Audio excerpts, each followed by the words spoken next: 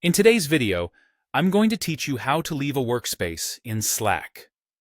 This walkthrough focuses on standard, non-enterprise grid workspaces, and will do everything from the desktop app or a browser so it's easy to follow along. Start by opening Slack and heading to the workspace you want to leave. Look for your profile icon, then select Profile and Account. In that profile window, find the More option, shown as 3 dots, and choose Account Settings.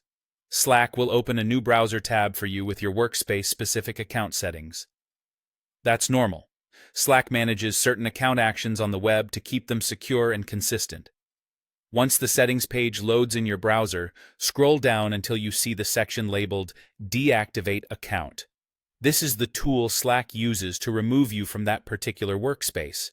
Deactivation here doesn't delete your messages or files. It simply disables your membership in that workspace so you no longer appear in the member list, can't send messages, and won't receive notifications from it. Click Deactivate your account. Slack will ask for your password to confirm it's really you. This security check prevents accidental or unauthorized changes to your account. Enter your password, then confirm by clicking Yes, deactivate my account.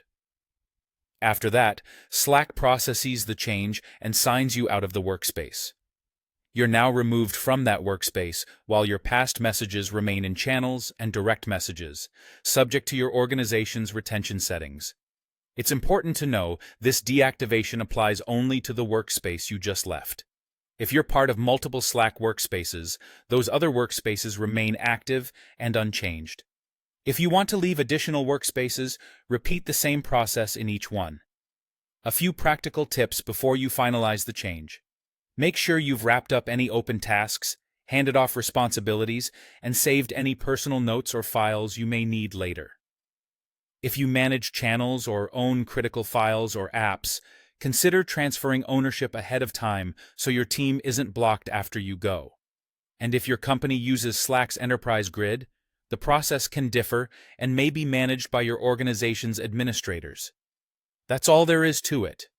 You open your profile, head to Account Settings, scroll to Deactivate Account, confirm with your password, and you're out of that workspace.